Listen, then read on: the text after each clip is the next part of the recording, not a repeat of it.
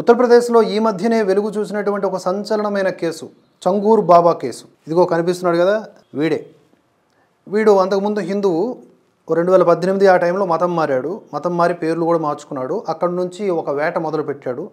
హిందూ అమ్మాయిలు అందులో కేటగిరీలు ఉంటాయి, వాళ్ళందరినీ కూడా వివిధమైనటువంటి రేట్లు ఫిక్స్ చేశాడు. వాళ్ళని ట్రాప్ చేసి బుట్టలో వేసుకుంటే, అదే లవ్ జిహాద్ కనుక చేస్తే వాళ్ళందరికీ డబ్బులు సమకూర్చటం, మతాలు మారిస్తే కొంత డబ్బులను కేటాయించటం, ఈ విధంగా అతడు వివిధ మార్గాల ద్వారా విదేశీ శక్తుల ద్వారా కూడా డబ్బులు సంపాదించటం, వాటిని ఈ మత మార్పిడికి, మత ప్రచారానికి, లవ్ జిహాద్కి కేటాయించడం చేస్తూ ఉన్నాడు. ఈ విషయాన్ని పోలీసు అధికారులు దర్యాప్తులో తేల్చారనమాట. ఇప్పుడు ఇతగాడికి సంబంధించినటువంటి ఆస్తులను కూడా కూల్చివేసే పనిలో ఉన్నారనమాట. Inside Jahangir Baba's illegal empire, mansion with power station, imported marble now bulldozed.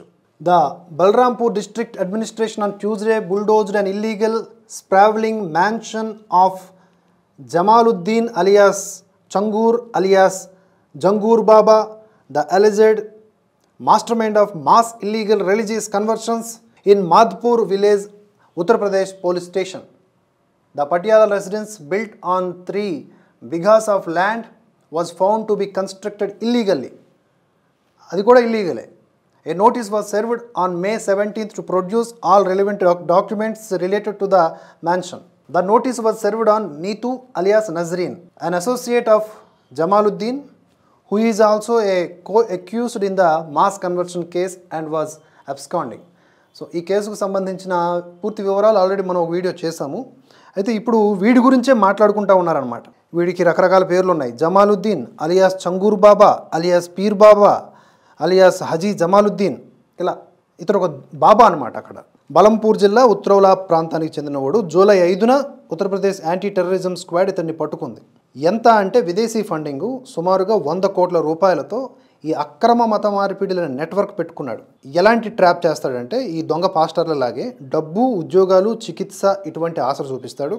ముఖ్యంగా గ్రామీణ ప్రాంతాల్లో ఉన్నటువంటి పేదలు, కార్మికులు, హిందూ యువతుల్ని ఇస్లాంలోకి మార్చేందుకు లవ్ ట్రాపులు, బెదిరింపు వంటి పద్ధతులను కూడా ఉపయోగించడం జరిగింది. ఇందులో భాగంగా జాతి ఆధారంగా మత మార్పిడి రేట్లు కూడా నిర్ణయించారు. బ్రాహ్మణ, క్షత్రియ, సిక్ యువతులకైతే 15 నుంచి 16 లక్షల రూపాయలు, బీసీ యువతులకైతే 10 నుంచి 12 లక్షల రూపాయలు, ఇతరులకైతే 8 నుంచి 10 లక్షల రూపాయలు ఇచ్చినట్లుగా నిర్ధారితమైంది. లవ్ జిహాద్ లేదు, అదొక అబద్ధపు ప్రచారం అని చెప్పేవాళ్ళు ఇప్పుడు ఏమంటారో మరి చెప్పాలి. ప్రస్తుతం ఈ కేసు విచారణ లోతుగా కొనసాగుతూ ఉండగా పలు కీలక విషయాలు వెలుగులోకి వచ్చాయి. చంగూర్ బాబా గతంలో ఓ సైకిల్ తొక్కుకుంటూ తిరుగుతూ ఉంగరాలు, తాయితులు అమ్ముకునేవాడు. బోల్డ్ మంది మన చిన్నతనంలో ఇలాంటి బ్యాచ్లను చూసుంటాం మనం. అలా స్టార్ట్ చేసిన వాళ్ళు ఈరోజు వీధులు, పెద్ద పెద్ద అపార్ట్మెంట్లు, ఎన్నిటిలోనో ఇన్వెస్ట్మెంట్లు చేస్తున్నారు. కానీ మత మార్పిడి అనంతరం దాదాపుగా 100 కోట్ల వరకు సంపాదించాడు. చూశారు కదా, అలాంటి ఖరీదైనటువంటి భవనాలు కూడా వాడికి సొంతమయ్యాయి. ఈ భారీ దందా బయటపడిన తర్వాత యూపీ ప్రభుత్వం రంగంలోకి దిగి అక్రమంగా నడిపిస్తున్నటువంటి చంగూర్ బాబా ఆస్తులు, దర్గాలను పూర్తిగా నేలమట్టం చేసింది. పూర్తి స్థాయిలో దర్యాప్తు చేసి నివేదికను తమకు అందించాలని కూడా ఆదేశించింది.